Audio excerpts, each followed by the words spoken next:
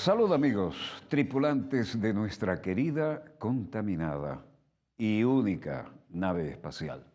No tenemos otra, hay que cuidarlas y como les digo siempre, no hay botes salvavidas para esta. Gracias por permitirnos estar allí con ustedes. Estamos en el estudio 3 de Venezolana de Televisión, VTV, y nos alegra ver que no hemos ingresado a la estadística. Hoy comenzamos una vez más con la fluida situación del Medio Oriente. En este sentido hablaremos también de un hermoso país que conocí en buena época, y siempre hay una buena época para el Mediterráneo y para el Líbano. Esto no es solamente uno de los temas fundamentales, sino parte de lo que a última hora, para variar, hemos modificado, porque como aquí no necesitamos teleprompter ni mucho libreto, sino que quien les habla como productor está empapado de las imágenes que son mi verdadera regla mnemotécnica, y para convertir esto en una verdadera producción de equipo, que es como se debe trabajar en televisión, comencemos con esto que acabamos de agregar a la pauta. ¿Qué tenemos aquí? Bueno, Venezuela muestra pruebas de acciones terroristas desde Colombia contra nuestro país. De la web de nuestro querido canal Venezolana de Televisión, en Caracas, 31 de agosto de 2019, el gobierno de la República Bolivariana de Venezuela presentó pruebas de los atentados y acciones terroristas desde Colombia preparados contra la patria de Bolívar, la que les dio libertad. Trasladando material explosivo, el cual iba a ser utilizado para actos terroristas, teniendo como un objetivo el Palacio de Justicia, ubicado en la Avenida Bolívar, del centro de Caracas. Ya acotando que hubieron dos intentos fallidos el sábado 17 con artefactos explosivos, ubicando uno en la sede de los colectivos del 23 de enero, bloque 40, y uno en la sede del FAES de Cotiza, los cuales fueron fallidos. Dichas operaciones son dirigidas desde Colombia por Raider Russo, alias Pico, quien está en una organización dirigida por el general Cliver Alcalá, en lo cual se encuentran reclutando gente para una operación llamada Fuerza de Libertad, para ser usada en función de tumbar al presidente de la República, Nicolás Maduro Moro, teniendo 3 campamentos ubicados en Colombia, uno en Maicao, uno en Riohacha y uno en la Sierra Nevada de Santa Marta. Dichos campamentos tienen funcionarios militares, policiales, los cuales, una vez recibida la orden del general Cliver, iban a recibir un entrenamiento.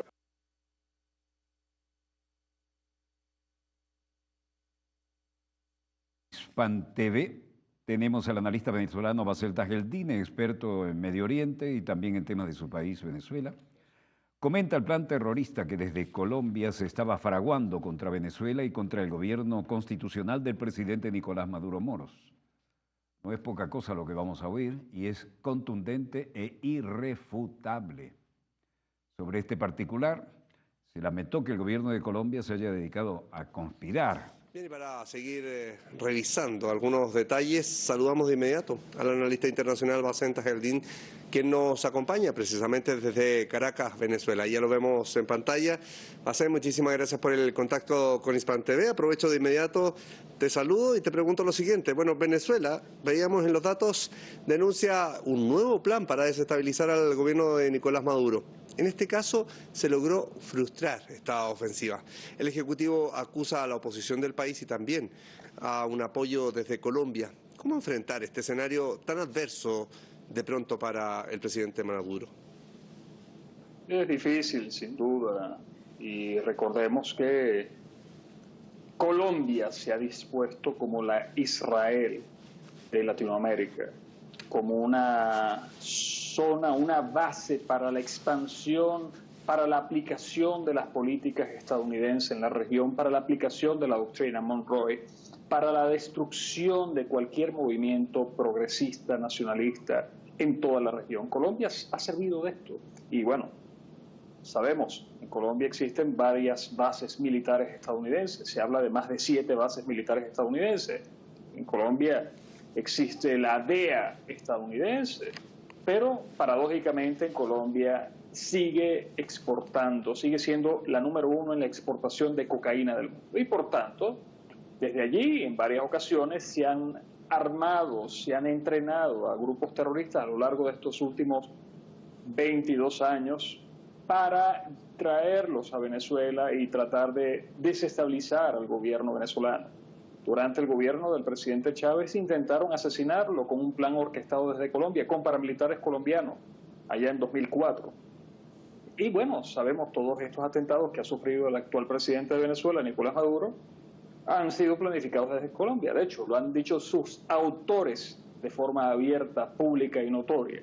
Por tanto, el gobierno venezolano no debe más que prepararse para las acciones terroristas que desde ese país, desde la Israel de Latinoamérica, se siguen preparando contra el país. Así seguirá haciéndolo Colombia. No tiene soberanía Colombia y su gobierno es un gobierno títere de Estados Unidos y de los elementos más perversos de la región. Por tanto, no es de extrañar que se sigan preparando atentados terroristas contra la infraestructura civil, puesto que lo que buscan necesariamente es crear una crisis humanitaria, y para ello no solo basta el bloqueo y las sanciones contra el país, sino también atentar contra los servicios públicos. Ahora, Bassem, se habla mucho de denunciar cada uno de los hechos, pero ¿qué tipo de efecto tiene la denuncia internacional, que más bien se muestra bien fría en reiteradas ocasiones frente a los ataques que ha ido sufriendo en el último tiempo Caracas? No tiene absolutamente ningún efecto, puesto que hay una complicidad internacional al respecto y una guerra mediática que busca es achacar la responsabilidad total de lo que ocurre en el país al gobierno venezolano. Dicen que es la ineficiencia, etcétera, y bueno, eso ha sido parte de la propaganda que se ha utilizado contra el país para justificar lo injustificable, para ocultar sus verdaderas responsabilidades. Sin embargo, el gobierno sigue actuando en los espacios internacionales, multilaterales y mediáticos para denunciar esta agresión, pero debemos ser sinceros, para nada sirve. Ahí están los ejemplos que se han dado en el mundo contra Irán, también contra Siria, contra otros países. Se han orquestado campañas abiertas, públicas, notorias por parte de Estados Unidos, acciones terroristas por parte de Estados Unidos, por parte de Israel, y la denuncia internacional no ha servido para nada. Naciones Unidas no ha servido para nada, sino más bien también para aupar, para promocionar estas mismas acciones que Estados Unidos promueve. No queda más que la resistencia, amigo, y es lo que está enfrentando el pueblo de Venezuela, y el pueblo iraní, el pueblo sirio también. Bien, Bassem Tajieldin, muchísimas gracias por el análisis, como siempre. Bien, y en el Medio Oriente, Hezbollah destruyó un vehículo militar israelí cerca de la zona fronteriza. El video muestra los eventos que están en pleno desarrollo, el anclaje de noticias de Al-Manar, la declaración de lectura emitida por Hezbollah diciendo la vinculación sobre los hechos mencionados. A las 4:15 p.m. del domingo 1 de septiembre de 2019, la unidad de los mártires de Hassan Zainab y Dazer Daher destruyeron un vehículo militar israelí en el camino hacia el cuartel de Aviv Bin, matando e hiriendo a los que estaban dentro del vehículo israelí. Y la historia es que Hezbollah, respaldado por Irán en el Líbano, dijo que sus combatientes destruyeron, y confirmaron esto, el vehículo militar israelí cerca de la frontera el domingo 1 de septiembre, hiriendo o matando a los que estaban dentro del blindado. El ejército israelí dijo que varios misiles antitanque fueron disparados del Líbano, anotando impactos, lo que respondió con fuego al sur del Líbano también. Tomas distantes, pero que indican lo fluido de la situación. Se difunden imágenes del ataque con cohetes contra el vehículo israelí y la fotografía dan cuenta del teatro de operaciones y dónde y cómo se escondió el armamento para hacer este tipo de ataque. La lectura gráfica de la carretera, objetivo vehículo armado, 8 soldados en su interior, incluyendo la tripulación del vehículo, y el impacto fue directo prácticamente. Hezbollah dijo que había destruido el vehículo blindado israelí, matando e hiriendo a los que estaban dentro del domingo en la patrulla esta, ¿no? Matando o hiriendo a sus tripulantes. Los residentes fronterizos del Líbano observan cómo el humo sale de los lugares donde están bombardeando los israelíes. Y el humo que se levanta en el área es alrededor de Marun al-Ras, el pueblo, Marun al-Ras, después que Israel lanzó proyectiles a través de la frontera como represalia por el ataque.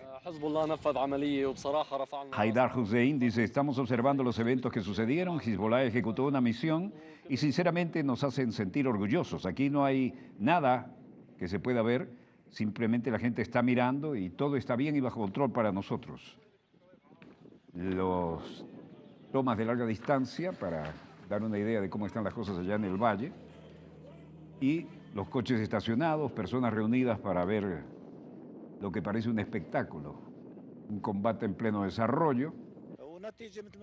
Y el resultado, como pueden ver, dice este ciudadano del Líbano, los israelíes bombardearon áreas vacías y allí hay fuego. El humo se levanta sobre los campos y Ibrahim al-Salmani, dice el que está teniendo un niño en brazos, ¿no? Fue la mejor zona para atacar. Hezbollah respondió a eso. No tenemos miedo. Fuimos los primeros aquí solo para presenciar el valor de la respuesta al ataque y ver el temor de aquellos, los israelíes, que estén dentro del radio de acción y ver el valor que tenemos detrás del líder de Hezbollah, Sayed Hassan Nasrallah.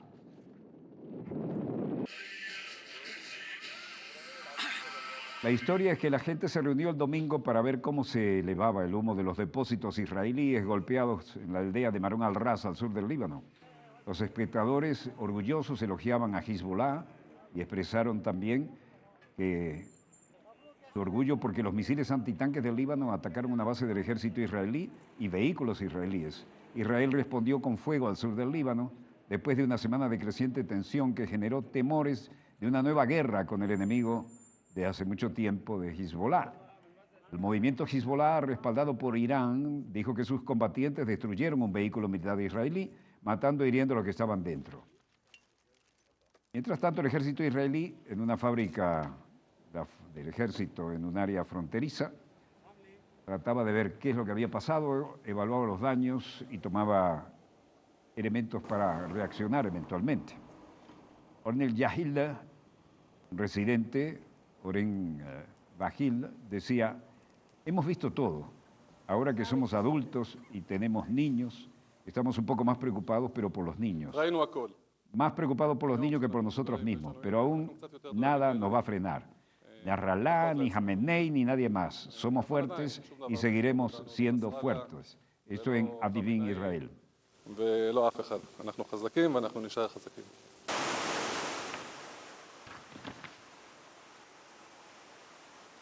La zona fronteriza líbano-israelí estaba en silencio el lunes, un día después que grupos de Hezbollah, respaldados por Irán y el Líbano, el ejército israelí, intercambiaron disparos a través de la frontera. Se normalizaban las actividades comunes, como podemos ver. El ejército de Israel dijo que los misiles antitanques del Líbano apuntaron el domingo a una base del ejército y sus vehículos, y respondió con el fuego al sur del Líbano después de una semana de tensión creciente que generó temores de una nueva guerra con el enemigo desde hace mucho tiempo, Hezbollah. Hezbollah dijo que sus combatientes sí, en efecto, destruyeron un vehículo militar israelí, matando o hiriendo a los que estaban dentro, pese a que era un blindado. Israel respondió diciendo que no hubo víctimas. Testigos de Reuters del lado libanés de la frontera dijeron que todo estaba tranquilo el lunes por la mañana. Bien, las fuerzas de la ONU patrullan muy sensible, ahí van, vehículos pintados de blanco son de las Naciones Unidas, patrullan la frontera líbano-israelí después del enfrentamiento con Hezbollah y la frontera líbano-israelí se ha recalentado un poco ahora. El acuerdo Mutela, Israel desde el lado del Líbano, desde la frontera, desde las cotas altas, se puede ver relativa calma en este momento. La UNIFIL patrullando el lado libanés de la frontera. La UNIFIL es la organización de la Fuerza de las Naciones Unidas, ¿no? Y el sitio militar israelí con antenas de comunicaciones importantes vistas desde el Líbano y varios en la zona fronteriza levantando banderas de Hezbollah. Marun al-Ras, Líbano, 2 de septiembre de 2019, vehículos blancos de las Naciones Unidas, como siempre. Y en este sentido, los campos vistos desde las alturas dan una idea de relativa calma, pero hay tensión, ¿no? Somos residentes de Bin Jebel. Hemos estado observando la situación durante una semana después de lo que sucedió. Ayer alrededor de las 4 de la tarde escuchamos bombardeos. Los sonidos llegaron a Bin Jebel. Vivimos aquí y la situación fue como la que has visto. Incendios, no fue más allá de esta área. Esto es Marun al-Ras, donde estaba señalando él con la mano. Es el asentamiento de Avivim en la frontera palestino-libanesa. Y esto lo decía Hassan Bazi, residente de la zona, ¿no? Vehículos blancos de Naciones Unidas, helicópteros de UNIFIL en el aire patrullando la frontera, vehículos UNIFILes patrullando en el terreno, ahí están los helicópteros de la ONU que le decíamos. Y también veremos tiendas militares vistas desde el pueblo de Marun al-Ras, en el Líbano.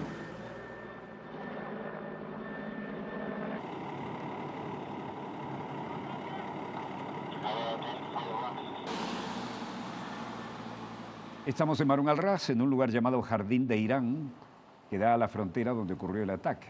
Aquí para verificar la situación y mirar, desde aquí no hay nada, todos aquí están para pasar el rato, fumar shisha, no hay nada, incluso los israelíes tienen miedo, pero aquí estamos fumando tranquilos.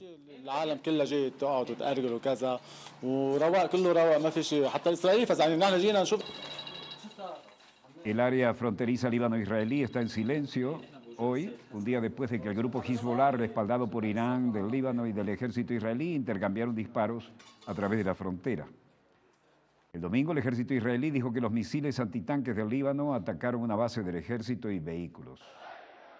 Nasrallah, estallido con Israel, nueva fase, una línea roja que se ha cruzado y la gente reaccionando. Hassan Nasrallah, desde Beirut, dice, y solían responder firmemente a Israel porque consideraban esto, la frontera, como una línea roja. Lo que sucedió ayer es que la línea roja israelí más grande, de hace decenas de años, fue quebrada por la resistencia islámica.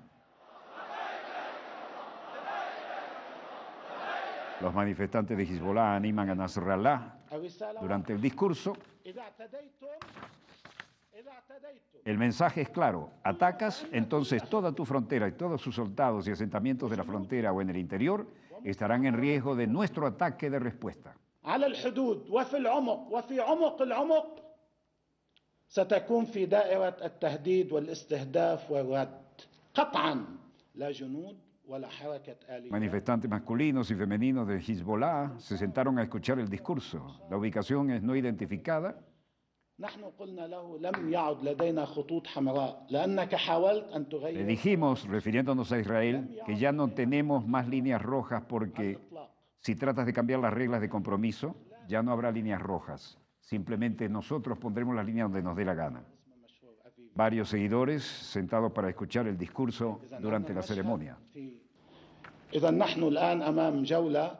Entonces, podemos decir que hoy estamos enfrentados a una ronda que podemos decir que ha terminado en su sentido fundamental. En el futuro, los drones continuarán entrando al Líbano y si hay algún ataque contra el Líbano en el futuro, no hay llamadas fronteras internacionales, ni fronteras del 48, Sheba Farms. Todo esto ha terminado. Los techos están claros ahora y actuaremos en proporción y como nos dé la gana cada vez que nos ataque. Una ubicación no identificada del Líbano y el líder de Hezbollah, Sayed Hassan Nasrallah, diciendo: hay un nuevo campo de batalla que ahora apunta a los drones israelíes que violen los cielos del Líbano. No diremos más que eso. Cielos libaneses, y nosotros lo hemos probado, violen la soberanía aérea libanesa y atacaremos a todos sus drones. El líder de Hezbollah en el Líbano hizo esta advertencia. Mientras tanto, la situación está tensa. Un país hermoso como el Líbano vive de sobresalto en sobresalto, situados ahí en esa zona. Dos congresistas estadounidenses, Ilhan Omar y Rashid Tlaib, son vetadas por Israel para visitar el Estado palestino. Dos damas del Congreso de los Estados Unidos, el país más solidario con Israel en el Oriente Medio, ahora le veta la visita de dos miembros femeninos del Congreso de Estados Unidos. No pueden ir a visitar al Estado palestino. Es para que visiten los territorios ocupados palestinos. Una oscura política que las dos representantes tachan de cruel. Como congresistas tenemos la responsabilidad de supervisar la política exterior del país y lo que sucede con los millones de dólares de ayuda de Estados Unidos a Israel. No podemos dejar que Trump y Netanyahu logren ocultarnos la cruel realidad de la ocupación. La ocupación es real. Ocultarla no hará que desaparezca. En una conferencia de prensa, la representante estadounidense de Minnesota llamó a la Casa Blanca a detener el apoyo a Israel hasta que acabe la ocupación y los palestinos recuperen todos sus derechos. La decisión de Netanyahu de negarnos la entrada podría no tener precedentes para los miembros del Congreso, pero es la política de su gobierno cuando se trata de palestinos. Esta es la política de su gobierno cuando se trata de cualquiera que tenga opiniones que amenacen la ocupación, una política que ha sido recibida y apoyada por la administración de Trump. Por su parte, Rashida Tlaib, de origen palestino, explicó con lágrimas en los ojos por qué había renunciado a visitar a su abuela en la Cisjordania ocupada. Las autoridades israelíes habían puesto condiciones para la visita de la congresista, como limitar su movimiento. Ella afirmó que decidió cancelar la visita para preservar la dignidad de su pueblo. Todo lo que pueda hacer como su nieta es ayudar a humanizarla a ella y a la situación del pueblo palestino. Sé que cuando finalmente podamos verlos como merecedores de la dignidad humana y verlos a ellos vivir en paz. Es lamentable que Netanyahu aparentemente haya tomado una página del libro de Trump e incluso la dirección de Trump para negar esta oportunidad a los palestinos. Describió cómo cuando era niña veía la discriminación contra los palestinos. La representante por Michigan pidió el fin de los crímenes israelíes hacia los palestinos y urgió a Washington y a la comunidad internacional a no quedarse de brazos cruzados ante las atrocidades de Tel Aviv. Cuando era una niña y visitaba Palestina para ver a mi familia, veía cómo mi madre tenía que pasar por puntos de control deshumanizantes, aunque ella era una ciudadana de los Estados Unidos y una orgullosa estadounidense. La semana pasada, Israel, a petición de Trump, negó la entrada a las dos primeras mujeres musulmanas en ser elegidas como congresistas de Estados Unidos. La medida ha sido criticada por los líderes demócratas, políticos y hasta los sectores pro-israelíes estadounidenses. Cristina Leiva con información de Mahdi Jalali, Hispan TV Noticias.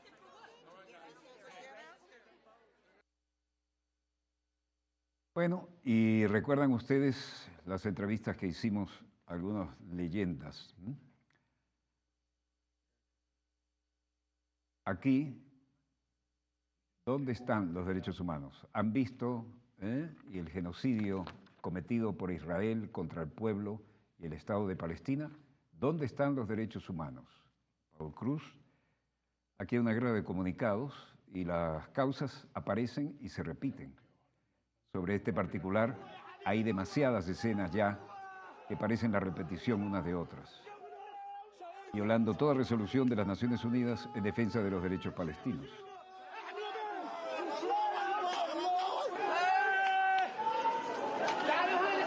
Bueno,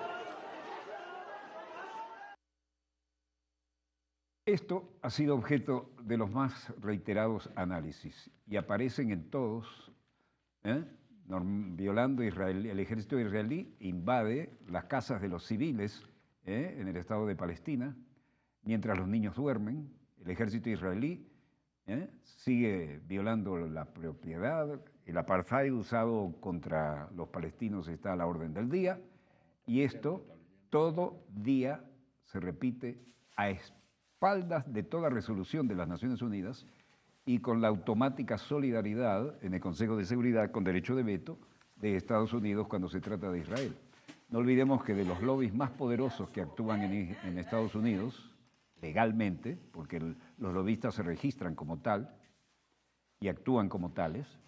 Los lobbies más poderosos son el del aparato tecnológico militar industrial, es decir, los fabricantes de armamentos, y el lobby pro-israelí. Bueno, en este sentido, quien les habla tiene el honor de tener un diploma de la Fletcher School de Ley y Diplomacia Pública de Estados Unidos cuando teníamos buenas relaciones. Y acá está, ahí nunca apareció en el curso el lobby pro-israelí ni el del armamento. Otro niño palestino detenido por las fuerzas del ejército israelí. Niño. Los niños dicen al soldado, ¿por qué no me dejan ir a mi escuela? Esta sociedad no tiene el coraje para hacer frente a estas realidades. Bueno, familiares con la fuerza de ocupación israelíes, llevándose preso a un niño palestino. Y esto se repite, esto es tan ilógico y tan inaceptable. Estas no son para mantener el orden y la ley. Esto es simplemente un disparate. Y llevar presos a los niños palestinos es una muestra. Esto es irrefutable, ¿no? Los chalecos amarillos. El niño dice al soldado, ¿por qué no me dejan ir a la escuela? Esta sociedad tiene el coraje de mirar a los ojos esta verdad. Este niño palestino detenido por la fuerza del ejército israelí. Vaya honor para esa fuerza, ¿no? Llevan preso, 2 soldados se llevan preso a un niño palestino. ¿Van a negar que esto ocurrió? Y esto ocurre con una frecuencia ante la indiferencia internacional vergonzosa.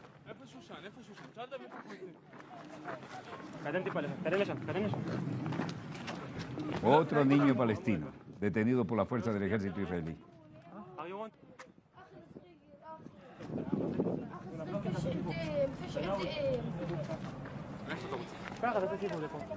Esto hay que transformarlo en algo viral, y esto ocurre cotidianamente. Lo que pasa es que no lo verán probablemente en la mayoría de los medios estadounidenses, pero aquí sí lo pueden ver. Formidable, formidable. 2 soldados para llevarse preso a un niño palestino.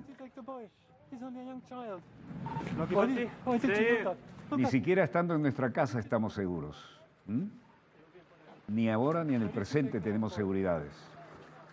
La policía israelí se estaciona donde le da la gana y actúa como le da la gana, sin tener en cuenta para nada los derechos de los palestinos y violando toda resolución de las Naciones Unidas. Y no recordando que las Naciones Unidas en una votación fue la que dio origen al moderno Estado de Israel, ¿no? Una larga entrevista con una historia viviente, la del comandante nicaragüense Edén Pastora en la ciudad de Managua, 23 de julio de este año, el incansable luchador por la liberación de Nicaragua, de las garras del imperio estadounidense, junto con Fonseca Amador, el comandante y presidente Daniel Ortega, Tomás Borges, y tantos otros valientes patriotas herederos de Sandino. De aquellas que nos llevan a los lugares de los acontecimientos, y en este caso en especial, a los que hicieron posibles los acontecimientos. Por lo tanto, me siento profundamente honrado, y esto no es un lugar común ni es una cortesía, de hablar ante el comandante Edén Atanasio Pastora Gómez, mejor conocido como Edén Pastora, guerrillero, político y militar nicaragüense. Y hay algunos planes todavía de hacer un nuevo canal de Panamá que pasaría por estas latitudes. ¿O todavía es una nebulosa que quedó allí con la intención? Bueno, le voy a ser sincero y franco. Una de las cosas que nos puede sacar del hoyo en que nos dejó 3 gobiernos neoliberales, en que nos dejaron 3 guerras, maremotos, terremotos, ciclones, huracanes, es el canal. Y nosotros necesitamos y deseamos ese canal.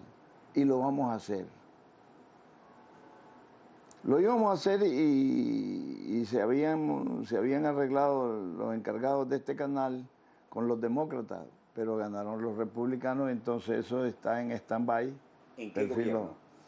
En el gobierno del negro, de este que todo el mundo creía que lo iban a matar por negro, Obama. Y resultó un tío Tom. Y resultó peor que los demás. Para demostrar que sí estaba con... Peor que los blancos, resultó el moreno este. Ni lo vamos a nombrar. Entonces, ahora Trump, con sus locuras, con su locura y ahí mejor esperemos mejores tiempos. Bueno, Trump, en mi programa, y lo asumo, yo le llamo el energúmeno de la Casa Blanca, ¿no? Porque este es un hombre que llegó acostumbrado como un gran capitalista, dueño de muchas empresas, a que él firma los cheques y todo el mundo le tiene que decir yes, sir. Pero llegar a la Casa Blanca y tener en sus manos el otro aspecto de ser presidente, que es el de comandante en jefe, lo transforma en algo muy peligroso, porque además es obvio que el hombre quiere ejercer de alguna manera como comandante en jefe. Todavía no ha encontrado cómo ni por dónde. Pero además las Fuerzas Armadas de Estados Unidos no son ni suicidas ni objeto de manipulaciones, sino una causa que justifique algo. Hay que otorgarle por lo menos eso, ¿no? Porque tiene que haber una aprobación del Congreso. Ahora, el peligro latente que yo veo y mi preocupación es que este hombre acostumbrado a ser el capitán de empresas, que allá es algo muy, muy lindo para ejercer el oficio de triunfador, ahora pretenda ser además comandante en jefe, que viene con la presidencia a la que se llegó. Digo esto porque trabajé con asesores de Kennedy y de otra gente, porque en la Venezuela anterior a la revolución, el determinado partido traía los asesores de los demócratas y determinado partido traía los asesores de los republicanos, y a mí me tocó hacer una campaña al estilo de ellos y ver cómo se bate el cobre y cómo se usan las influencias, sobre todo cuando me invitaron a estudiar en la escuela Fletcher, que es la escuela de los Kennedy, el papel de los lobbies en la toma de decisiones en política exterior. Y ahí uno ve que los lobbies realmente pesan, y de los que más pesan son el del aparato tecnológico militar industrial, es decir, el armamento, y el de la energía, y por lo demás, por ejemplo, un lobby como el israelí, que es poderosísimo para la política en el Medio Oriente, ¿no? Hay que jugar con todos esos elementos, ¿no? Bueno, José Martí, el cubano, el padre de la patria cubana, decía que en política lo real es lo que no se ve. Y yo lo que aprendí de Estados Unidos es que Estados Unidos tiene dos presidentes. Uno para dentro de las fronteras de Estados Unidos con su brazo operativo, los halcones del Pentágono, y otro presidente para afuera de las fronteras de Estados Unidos, el Departamento de Estado. El de la Casa Blanca hace lo que el Departamento de Estado le dice y dice lo que el Departamento de Estado le dice que diga. Y el Departamento de Estado tiene su brazo operativo, la CIA. Y allá está la Asamblea, el Congreso, que es el que hace las leyes. Y allá está el FBI, que es el que vigila que estos dos poderes cumplan las leyes que hacen aquellos del Congreso. Entonces a veces me parece que el presidente de Estados Unidos, en asuntos de política exterior norteamericana, es el secretario de Estado, el que manda con su brazo operativo la CIA, que cuando la CIA fracasa, entonces mandan a los del Pentágono, los del Halcón. Es muy complejo, y allá está el National Security Council, creo que se dice en inglés, no sé. Sí, Consejo Nacional de Seguridad. No sé retorcer la lengua, pero me parece... Ni falta que hace. Y ahí están todos ellos representados, y ese es el que le dice al Departamento de Estado y le dice a la Casa Blanca lo que debe hacer y decir. Es muy compleja la política norteamericana, manejada por computadoras como ellos, que son... Lo que sí sé de los norteamericanos, que es un pueblo que odia la mentira, pero que tiene los presidentes más mentirosos del mundo, como Bush, que les dijo 3 mentiras para justificar una guerra, pero se la creyeron. Sí. Un pueblo que ve que un carro mata un gato y se desmayan, se atacan y todo, pero ven que le cae una bomba atómica a Hiroshima y otra sobre Nagasaki y se encogen de hombro. Entonces es difícil, pero sí es un pueblo cristiano y trabajador y muy sensible, y como todos los pueblos del mundo, como el pueblo ruso, como el pueblo nicaragüense, el venezolano, los pueblos norteamericanos son pueblos nobles, trabajadores y sensibles.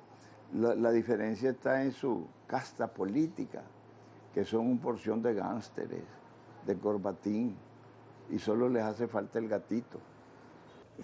Además van fabricando los lobbies y renovando grupos de presión generación tras generación para hacer que las legislaciones sean el marco de sus intereses, ¿no? Pero cuando se tienen que llevar por delante los intereses de los demás, no importa que tomen las curvas en derrape, las toman, ¿no? No, y ahí están los ejemplos. Irak, Libia, ahora Siria. Llegó la señora y dijo, venimos, vimos y matamos. ¡Qué horror! Eso fue increíble, ¿no? Increíble. La Hillary Clinton. La Hillary Clinton. Increíble. Pero como que el Vini Vidi Vinci, ¿no? Imperial. Sí. ¡Qué bárbaro! Yo no podía creer. Yo digo, ¿pero de verdad dijo eso? Sí, fuimos bien. Y además la carcajada. Sí. Detrás de todos los muertos que eso, y la destrucción que eso había causado. Después de 8 meses de bombardeo y destrucción, después de 21.000 misiones militares en Libia, que cuando empieza la guerra en Libia, recuerdo que Fidel Castro dijo, lo más que va a aguantar Gaddafi son 3 meses, y aguantó 8 meses. No, y le voy a decir algo, mi experiencia personal, porque tuve el honor de ser invitado por Gaddafi antes que esas cosas ocurrieran. Gaddafi era un verdadero padre de la patria, porque la gente que tenía un problema venía con una delegación a él y nadie se iba sin una solución. Y además un hombre educado al estilo de las academias occidentales, ¿no? Podía bailar el jolopo de las dos maneras, a la árabe y a la gringa, ¿no?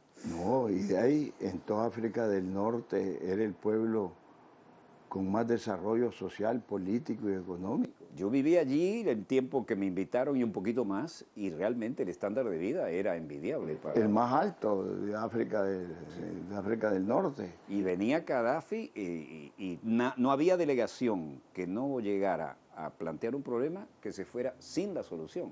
Definitivamente, y la educación, la salud. Salud, educación, prioridad absoluta, ¿no? Sí.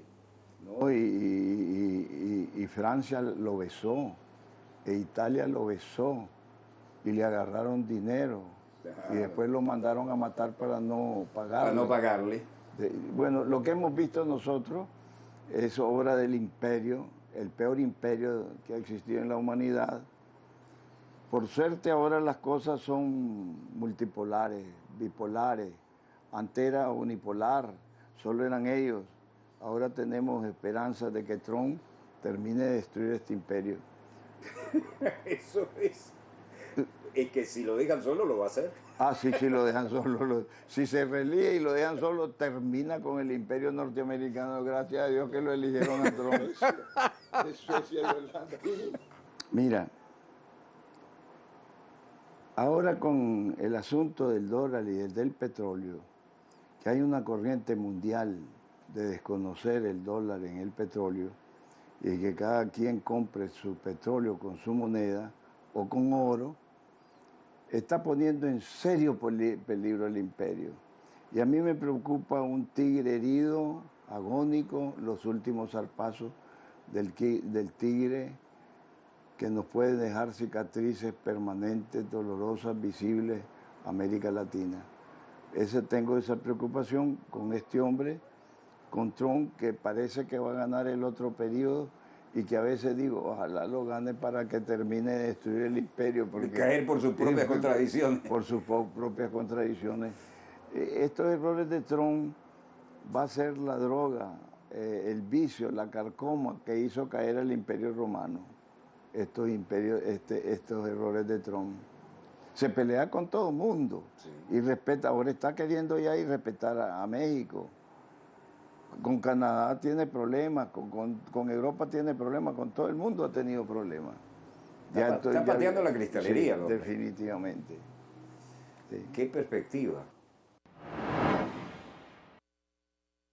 Cuénteme, desde su ángulo y su experiencia, ya que la experiencia no es transferible, transfiéranos algunos conocimientos. ¿Cómo ve los próximos años en la política internacional, en nuestra área y lo que nos interesa como patria grande? Bueno, según la ley pendular, estamos en una posición de izquierda y se nos fue el péndulo a una derecha. Ganó la derecha en Argentina, ganó la derecha en Ecuador, ganó la derecha en Brasil y en otras latitudes así de América Latina, en Chile. Se salvó México. Extrañamente, se salvó pobrecito México, tan lejos de Dios y tan cerca de Estados Unidos. Pero es que en América Latina han habido 3 hombres muy especiales. López Obrador, que le robaron 3 veces las elecciones, Cierto. y sin ir a pedir ayuda o a llanto, a Imperio o fuera de México, siempre siguió dando la batalla en México hasta ganarla. El otro hombre es el brasileño. Lula. Lula da Silva. 3 veces le robaron las elecciones y siguió dando la batalla 3 veces hasta que ganó el poder. Y Daniel Ortega, que 3 veces le robaron las elecciones a que aparecían en los cauces las boletas. Cuéntenos eso. Vino Cararia después de una de las elecciones y Daniel Ortega le quiso decir, ahí están las boletas en los cauces. En las alcantarillas están las boletas. En las alcantarillas están las boletas. Entonces Oscar Arias le dijo, vos no tenés derecho a hablar así con todo lo que hiciste en el 80, etcétera. No lo dejó hablar, no lo dejó defenderse. 3 veces, pero sin ir a ningún imperio, sin ir fuera de Nicaragua, siguió luchándola y siguió luchándola hasta que ganó. Eso es lo que debía de hacer la oposición en Venezuela. Dar la lucha dentro de Venezuela una y otra vez. Eso es lo que debía de hacer la oposición en Nicaragua. No irse al imperio a pedir que vengan a destruir, a masacrar, a condenar a hambre, a la pobreza, al pueblo. Entonces, como aquí hay sirvientes nacionales, también en Venezuela hay sirvientes nacionales. Sí, señor. Entonces, estos que andan besándole las nalgas al imperio y pidiéndole al imperio que vaya a derrotar a Maduro para ponerlos a ellos. Eso sucede aquí. Pero tenemos el ejemplo de esos 3. Lula, Daniel Ortega en Nicaragua y López Obrador 3 veces le robaron las elecciones y 3 veces dio la batalla hasta triunfar. Porque el imperio, y entonces, contestándole la pregunta, yo estoy muy optimista porque Argentina aprendió la lección. A golpe también se aprende. Sí, Brasil está aprendido la lección también con este presidente que pusieron. Y así en Ecuador han aprendido la lección. Aquí se aprendió la lección. Y entonces la ley pendular ahora de una reacción de derecha viene una de izquierda. Entonces pasando por un centro, pasando por un equilibrio. Pero esa es la esperanza, que estos pueblos se han concientizado con esto ante estos gobiernos de derecha que nos han impuesto, gobiernos neoliberales y que otra vez han retrocedido y que hemos perdido los avances que teníamos antes en América Latina. La pérdida de Chávez para América Latina fue terrible, definitivamente. El comandante Chávez, Chihuahua, estaba despertando el nacionalismo latinoamericano y estaba uniendo a América. Y no había por dónde acusarlo. Y no había por dónde acusarlo, no podían. Se comenta en el extranjero que el cáncer fue inducido. Existe la posibilidad, porque ahora la tecnología ha desarrollado tanto que todo es posible. Pero la pérdida de Chávez para América Latina, para todos los pueblos de América Latina, no solo para porque ya Chávez no le pertenecía solo a Venezuela. Y él lo dijo, yo ya no soy yo, soy un pueblo. Y ya no le pertenecía y no era solo el pueblo venezolano. Ya nos pertenecía a todos los latinoamericanos. Y el ejemplo, y si Gaddafi hubiera hecho lo que el comandante Chávez le dijo, véngase a hacer el banco aquí con el dinero que tiene, estuviera vivo Gaddafi. Estuviera vivo Gaddafi y los pueblos estarían mejor. Porque... Sí, no hubiera pasado lo que pasó. Que Francia, Italia y toda Europa le robaron todo el dinero y después nos acaban de robar todos nosotros lo que teníamos en el exterior. Los ingleses, no sé cuántos miles de millones de dólares ahí. Los grandes piratas. Sí, que dicen, los piratas y corsarios estos ingleses, que dicen que era por tráfico de drogas, no sé qué. Cuando ese oro, en oro, está en Inglaterra desde hace 30, 40 años, no sé desde cuándo está. Sí, eran un depósito para garantías operativas y claro, como eran confiables, ¿no? Eran confiables. Confiables como el Banco de Inglaterra, ¿se acuerdan de eso? Imagínate, sí, como el Banco de Inglaterra. Qué ironía. Pero qué ironía confiar en los piratas, Qué horror. en los corsarios. Yo le decía, yo tengo un parche del ojo, pero tienen el garfio y la pata de palo. Sí. Qué cosa. Cero, una leyenda de la lucha contra el régimen oprobioso de la vieja Nicaragua, siempre a favor de los intereses de Estados Unidos. Bueno, aquí la situación es realmente, dedicamos al comandante Cero, Edén Pastora, una de las 40 canciones para celebrar los 40º aniversario de la Revolución Sandinista. Interpreta el mariachi Azucena el tema Daniel se queda.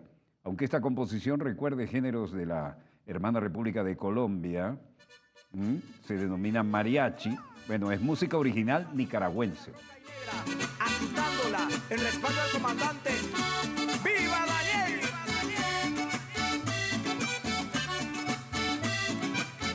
Más cerca de México y del verdadero mariachi, desde luego. Aunque te duela, Daniel, Daniel, aquí se queda. Aunque te duela, Daniel, aquí se queda. Daniel, Daniel, el pueblo está con él. Daniel, Daniel, el pueblo está con él. Buaco está con él. Matagalpa está con él. Estelí está con él. León está con él. Managua está con él. Toda Nicaragua está con él.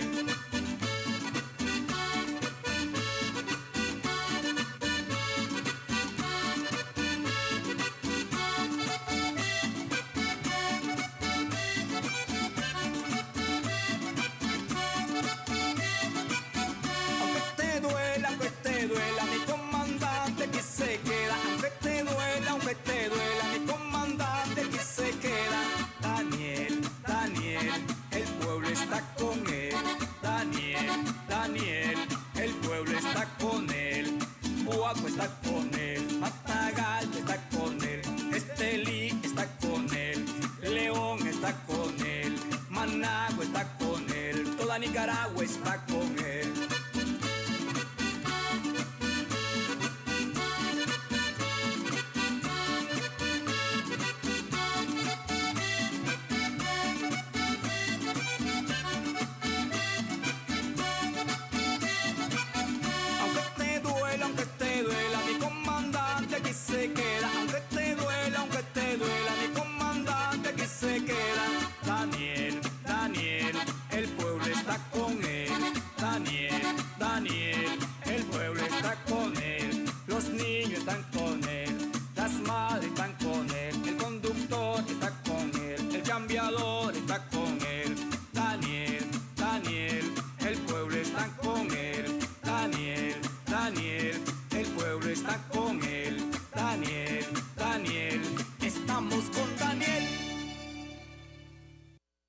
Bueno, eso es parte de la historia y no olvidemos algo muy importante.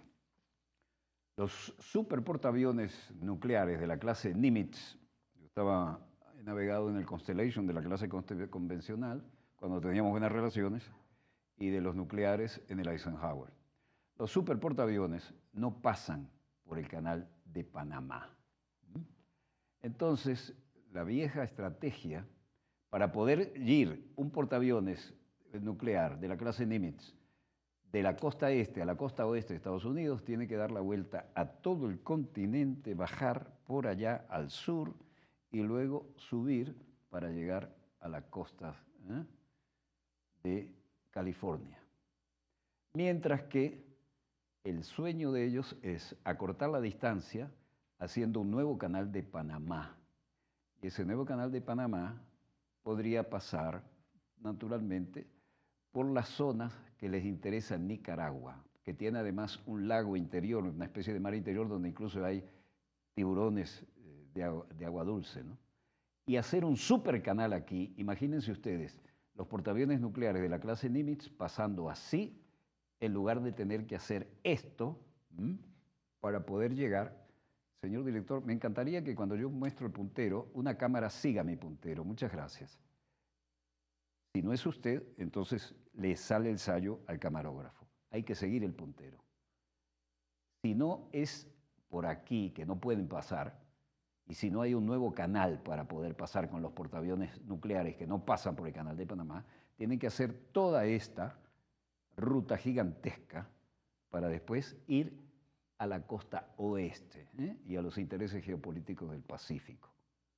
Como se ve, la diferencia es abismal. Por lo tanto, Nicaragua era candidata a eso, porque como les dije, tiene un enorme lago interior y hacer un supercanal para que puedan pasar los portaaviones nucleares valía la pena. Cuando estaba Somoza, Somoza era el niño mimado, porque se graduó en West Point y porque le dijeron, este es el único cadete de West Point que como regalo de graduación recibió un ejército. Claro, se graduó en West Point y automáticamente comenzó a manejar la Guardia Nacional, que era toda la Fuerza Armada que había en Nicaragua. El resultado es que el sandinismo derrotó a todo aquello. Y ahora, con un energúmeno en la Casa Blanca que quiere jugar a comandante en jefe, hay demasiadas opciones.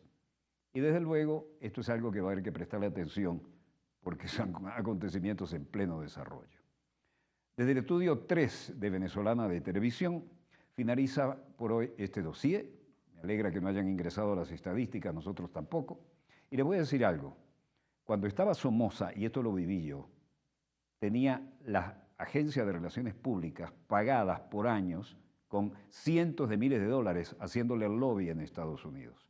Y la tesis era, en plena Guerra Fría, elijan o Somoza o el comunismo. ¿Qué quieren? Entonces miraban para otro lado. Sobre ese particular, me tocó almorzar con Somoza y al lado mío tenía los representantes de la CBS, los representantes de Washington Post, New York Times, todos los elementos fundamentales, y el hombre daba sus ruedas en inglés, hablaba en inglés estadounidense perfecto, no olvidemos que se grabó en West Point además, y el hombre decía, la tesis es muy clara, o Somoza o el comunismo, así que o están conmigo o vendrán una situación que ustedes no quieren a tan poca distancia. Y la posibilidad de aquel supercanal de Panamá todavía está en la mente de mucha gente, un supercanal que sustituya al de Panamá. ¿Por qué? Porque los portaaviones nucleares de la clase Nimitz son enormes. Yo navegué en el Eisenhower, como les dije, todos llevan nombres de presidentes. Tuve el gusto de conocer fugazmente a Eisenhower también. Y esos no pasan por el canal de Panamá. Entonces tiene que dar la vuelta a todo el continente, como acabo de decir, y soy reiterativo para que entiendan la geopolítica de esa nación que parece pequeña, pero que con Somoza era un tiro al piso a favor de los intereses de Estados Unidos. Y luego vino la revolución, y triunfó la revolución. Así que la situación es muy diferente. Y eso nos lleva a algunas conclusiones que seguiremos desarrollando, porque este dossier llegó hasta aquí, y desde el estudio 3 de Venezolana de Televisión, VTV, Víctor Tango Víctor, finaliza aquí este dossier, el programa decano en todo el hemisferio occidental de la información internacional vía satélite. Si nos ve por Telesur, no nos mande mensajes allá, mándelos a los que ya les hemos mostrado y reiteraremos en su momento. Les habló Walter Martínez, productor y conductor de Dossier, y agradecemos el asesoramiento en la producción de la doctora Alida Sanoja Maneiro, que es el nuevo talento incorporado a este mínimo equipo con un máximo y honroso número de audiencia. Tenemos amigos que nos pasan los numeritos, una vez más estamos en primer lugar y somos el único periodístico que ha logrado superar los récords históricos de audiencia de una telenovela venezolana que siempre son súper exitosas. Disponga usted de las cámaras, señor director.